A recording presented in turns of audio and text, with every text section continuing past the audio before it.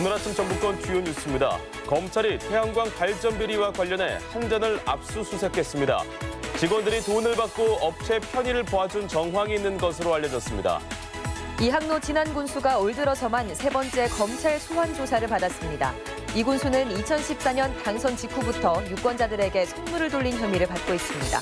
새만금 개발청이 군산으로 이전했습니다. 앞서 출범한 새만금 개발공사와 함께 새만금 내부 개발에 적극 나선다는 계획입니다. 전라북도 지역은 오늘 추위가 계속되겠고 오후 늦게까지 1에서 3cm가량의 눈이 내리겠습니다. 여러분 안녕하십니까? 전주 MBC 뉴스데이입니다. 최근 태양광 사업을 신청한 민간 사업자들은 사업 신청이 줄줄이 취소됐습니다. 네, 도내에서만 취소율이 무려 70%에 이르는데요. 같은 기간 한전 직원들이 내부 정보를 이용해 태양광 허가를 따내다 검찰에 덜미가 잡혔습니다. 박연선 기자입니다. 검찰이 한국전력 전북본부를 전격 압수수색했습니다. 수사관들은 태양광 사업 인허가 과정과 관련한 각종 서류와 컴퓨터 하드디스크를 확보했습니다. 검찰은 일부 직원들이 특정 태양광 업체에 사업 편의를 제공하고 수천만 원을 챙긴 것으로 보고 있습니다. 이들이 전력을 매입하는 과정에서 후순위 업체들에게 금품을 받고 대가로 마땅한 기술 검토도 없이 전력 수급 계약 순서를 바꿔줬다는 겁니다. 이뿐만 아닙니다. 일부 전현직 직원들은 가족들 명의로 태양광 발전소를 세우고 허가 과정에 서로 특혜를 줬다는 혐의도 받고 있습니다. 배전이나 발전 설비 용량을 꼼꼼히 따져 취소시키는 일반 사업자와는 다른 기준이 적용될 수 있어 중립성을 훼손했다는 지적까지 나오고 있습니다. 앞서 지난달에는 뇌물을 받고 특정 업체에 수백억 원대 공사를 몰아준 한전 직원들이 중형을 선고받기도 했습니다. 이딴 내부 비리에 한전은 법적 도덕적 책임을 피할 수 없을 것으로 보입니다. 관련 공식적인 입장은 없다라고 보면 되나요? 너무 먹먹해가지고 아무 생각도 안 나요. 검찰은 태양광 발전 사업에 대해 광범위하게 조사하겠다고 밝혀 관련 수사는 더 확대될 것으로 보입니다. MBC 뉴스 박연선입니다. 유권자들에게 홍삼 세트를 돌린 의혹이 제기되는 이항로 진안 군수가 검찰에 소환돼 조사를 받았습니다. 이 군수는 혐의를 모두 부인했지만 검찰은 이 군수에 대해 공직선거법 위반 혐의로 구속영장 신청을 검토하고 있습니다. 한범수 기자입니다. 공직선거법 위반 혐의를 받고 있는 이항로 진안 군수가 피의자 신분으로 검찰에 소환돼 3시간가량 조사를 받았습니다. 검찰은 이항로 군수가 2014년 민선 6기 단체장으로 선출된 직후 유권자들에게 수시로 홍삼 세트를 돌리며 재선운동을 펼쳐온 혐의를 잡고 수사를 벌이고 있습니다. 이 군수가 유권자들에게 돌린 홍삼 세트 금액이 수천만 원에 달할 거라는 게 검찰의 판단입니다. 검찰 포토라인에선 이항로 군수는 국민들에게 죄송하다면서도 검찰 조사에 황당한 부분이 있다며 자신은 억울하다는 반응을 보였습니다. 세상은 이렇게 의혹만 가지고 사는 세상이 아니지 않습니까? 그래서 잘못된 것이 있으면 벌 받아야 하고. 이 군수에 대한 검찰 수사는 유권자들 간 통화 내용이 담긴 녹음 자료에서 시작됐습니다. 이 군수가 단체장직에 당선된 이후 주민들에게 줄곧 선물을 돌려왔다는 내용인데 검찰은 이 녹취와 이 군수 간의 연관성을 추적하고 있습니다. 제가 알아서 이렇게 정리하겠습니다. 했어요. 알았다고 선물 잘 했습니다. 그러니까 뭐 거기서는 애썼다, 고생했다. 검찰은 또 이 군수를 대신해 직접 홍삼 세트를 살포한 것으로 알려진 측근 박모 씨를 구속 기소했습니다. 이 군수는 검찰 조사에서 자신에게 제기된 혐의를 모두 부인한 것으로 알려진 가운데 검찰은 이 군수에 대해 구속영장 신청을 검토하고 있습니다. 이항로 군수는 진안군 보건소장 임명 과정에서 인사권을 남용한 혐의가 인정돼 지난 11월 법원으로부터 벌금 500만 원을 선고받았고 앞서 9월엔 유권자 모임에서 지지를 호소했다는 이유로 벌금 70만 원이 내려지기도 했습니다. MBC 뉴스 한범수입니다. 경찰 개입 논란을 빚는 전북대 총장 임명이 늦어지면서 또 다른 부작용이 우려됩니다.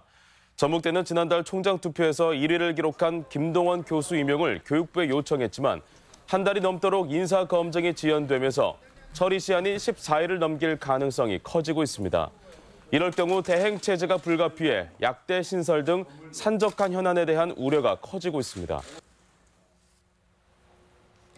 전주 대한방직터에 추진되는 고층 타워 복합 개발은 전북뿐 아니라 전국적으로도 관심을 끄는 사안입니다. 그런데 전주시장이 갑자기 개발업체에게 여론몰이를 중단하라며 강력한 경고 메시지를 보냈습니다. 전주시의회에서 한 김승수 시장의 발언을 먼저 듣고 곧바로 박찬익 기자의 리포트 보시겠습니다.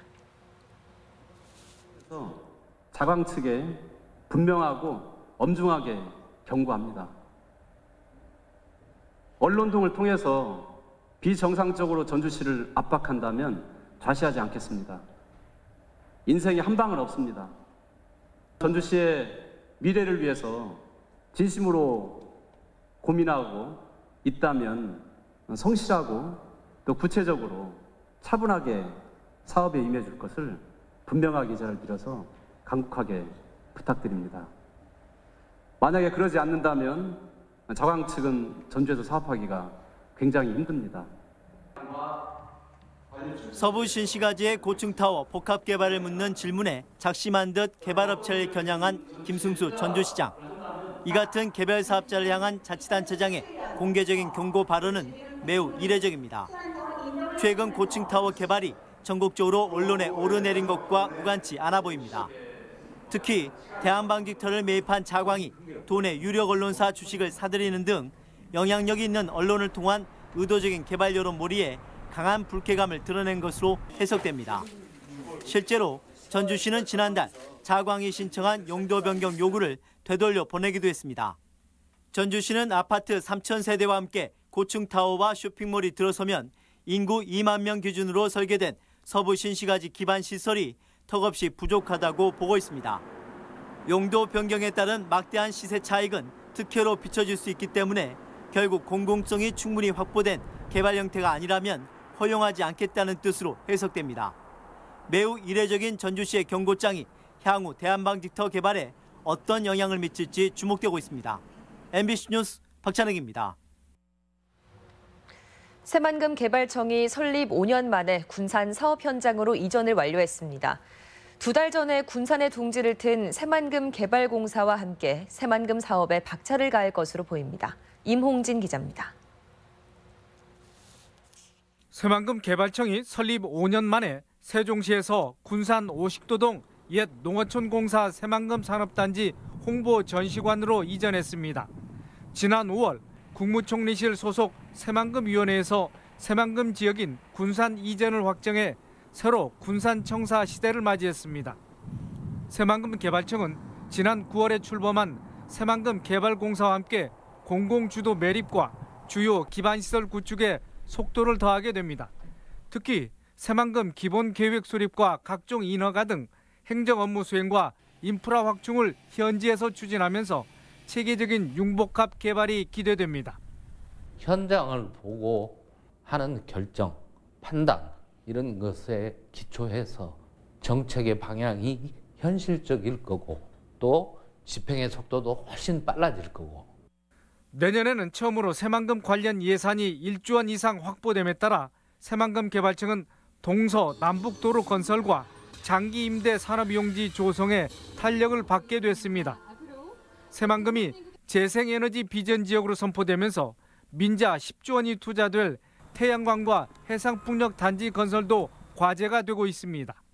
새만금이 동북아 물류와 식품의 허브로서 기능을 다하며 우리나라 성장 동력의 견인차가 될지는 새만금 개발청 역할 여부에 달려있다는 시각이 작지 않습니다. MBC 뉴스 임홍진입니다. 저소득층 구직자들에게 희망의 사다리가 되고 있는 곳이 있습니다. 힘든 이웃들에게 안정적인 일자리와 직업훈련을 제공해 사회 안전망 역할을 하고 있는 자활센터 이야기입니다. 강동엽 기자입니다. 올해 64살인 한정기 씨는 한동안 높은 취업 문턱에 좌절했습니다. 사업 실패로 생계가 막막했지만 나이가 걸림돌이 돼 직장을 구하지 못한 겁니다. 하지만 자활센터를 통해 기업에 취업하면서 삶의 활력을 되찾았습니다. 이르기 아주 좋아요. 내게 딱 적성에 맞는 일 같고 나이 관계없이 이렇게 일할 수 있으면 받아줘서. 이처럼 도내 자활 사업은 17개 지역센터와 90여 개 기업이 담당합니다. 한 씨처럼 자활 사업 참여자들은 기초생활수급자 같은 저소득층이나 구직자들로 올해만 1,800여 명에 이릅니다. 안정적으로 생계를 보장하고 구성원 서로가 버팀목이 되다 보니 효과도 좋습니다. 구성원들 모두가 각자의 어려움들이 있고 또 그런 사람들이 모여서 서로 의지가 되고 힘을 합쳐서 뭔가 해낼 수 있다는 게. 하지만 청소나 집수리 비중이 높은 자활기업의 수익성 확보 등 과제도 적지 않습니다. 영농 생산물을 전북 특화 산업으로 발전시켜서 지속 가능한 자활 사업을 이끌어 나가겠습니다. 전북광역 자활센터는 앞으로 자격증 취득 기회는 물론 자활기업도 확충할 계획이어서 자활을 희망하는 많은 사람들에게 든든한 버팀목이 될 전망입니다. MBC 뉴스 강동엽입니다. 연말을 맞아 온정의 손길이 이어지고 있습니다. 대한건설협회 전북도회는 도청을 방문해 소외계층에 써달라며 불이웃 돕기 성금 2천만 원을 전달했습니다. 건설협회는 지난 2009년부터 추석과 연말에 회원들의 기탁금으로 성금을 내고 있으며 기부 누적액은 2억 3천만 원입니다. 농협이 어려운 이웃을 위해 연탄을 기부했습니다. 전북농협은 갑작스럽게 추워진 날씨로 난방의 어려움을 겪는 익산 왕궁 지역 저소득층 21가구에 6,400여 장의 연탄을 전달했습니다. 농협은 지난달에도 연탄 3,000장과 난방용품을 사회복지 공동모금에 전달하는 등 기부 활동을 전개하고 있습니다. 도내 귀농귀촌 인구가 꾸준히 늘고 있습니다. 특히 남원시에만 올 한해 1,000명이 넘는 귀농귀촌인이 둥지를 틀었다고 합니다. 지역 소식 이창희 기자입니다. 지리산과 섬진강을 품고 있는 남원시가 귀농귀촌 1번지로 부상하고 있습니다. 지난 10월까지 귀농귀촌 인구가 702가구 1,015명으로 당초 목표를 40%나 초과 달성했습니다. 남원시는 그간 정착금을 지원하고 창업 자금을 빌려주는 등 귀농귀촌 초기 단계의 재정적인 부담을 줄여줬고 마을 환영회 같은 프로그램으로 원주민과 귀농인들 간의 소통의 기회를 마련해왔습니다. 시는 또 예비 귀농귀촌인을 위한 임시 거주 공간과 실습 농장을 착공해 내년 3월 입주를 앞두고 있습니다. 적극적인 귀농귀촌 정책을 통하여 더 많은 귀농귀촌인이 안정적으로 남원에 정착할 수 있도록 지원을 아끼지 않겠습니다. 정읍 시가 도내 대표 관광지 육성 사업 평가에서 3년 연속 최우수 기관으로 선정됐습니다. 유진섭 시장은 이번 최우수 기관 선정으로 확보한 2억 5천여만 원을 종잣돈으로 내장산 문화광장에 복합 놀이시설을 조성할 계획이라고 밝혔습니다. 어드벤처 등의 복합 놀이시설을 조성하고 내장산과 연계한 체험과 힐링 중심의 토탈 관광 기반 시설을 구축해서 정읍의 관광시대와 지역경제에 활력을 불어넣겠습니다.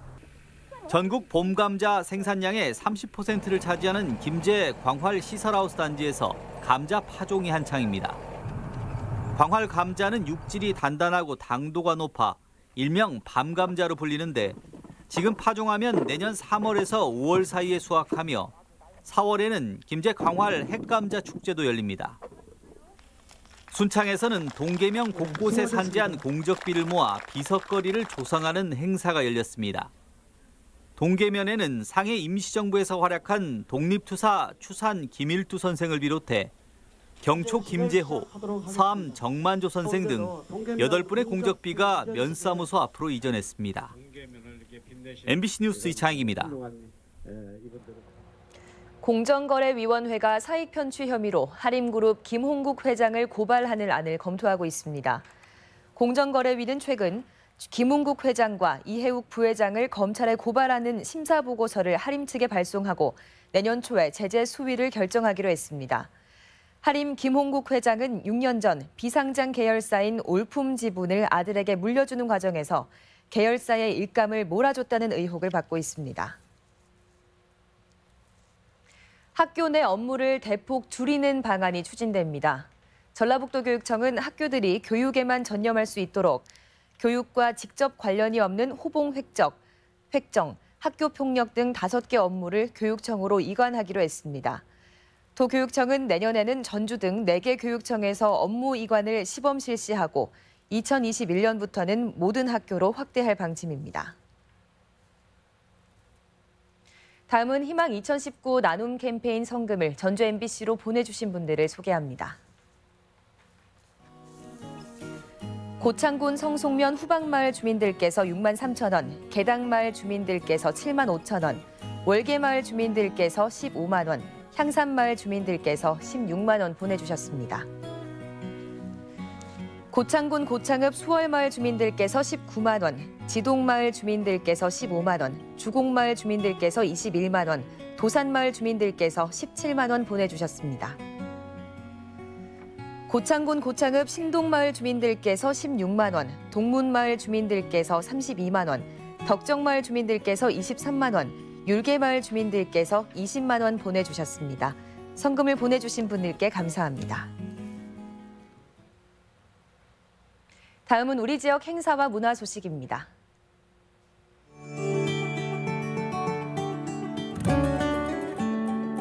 세계 스카우트 잼버리 성공 개최를 기원하는 부안 군민열린음악회가 오늘 부안예술회관에서 열립니다.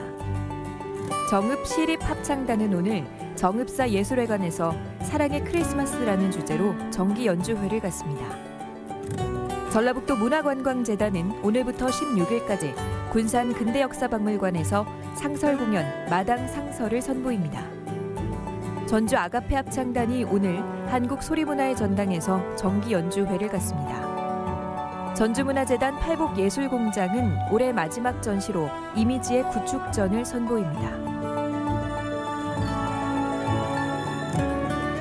남원 고용복지 플러스 센터에서 오늘 구인구직 만남의 날 행사와 채용 설명회가 있습니다. 최명희 문학관은 오늘 소설 혼불의 한마디를 유대숲 하나가와 함께 나누는 시간을 마련했습니다.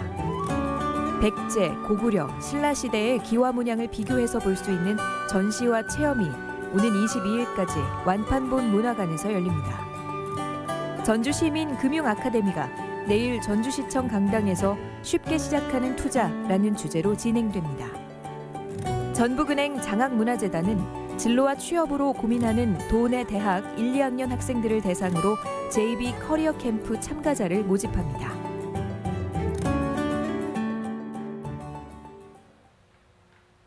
12월 11일 화요일 전북권 날씨입니다. 전라북도 지역은 오늘도 낮 기온이 1에서 2도에 머물며 추위가 계속되겠고 아침부터 1에서 3cm가량의 눈이 내리겠습니다. 오늘 지역별 기온입니다. 전주 아침 기온 영하 2도에서 낮 기온 2도, 익산 영하 2도에서 1도, 동북권은 무주 영하 6도에서 6도, 1도, 진안 영하 4도에서 1도, 서해안권은 군산 0도에서 2도, 고창은 영하 1도에서 2도 등을 기록하겠습니다.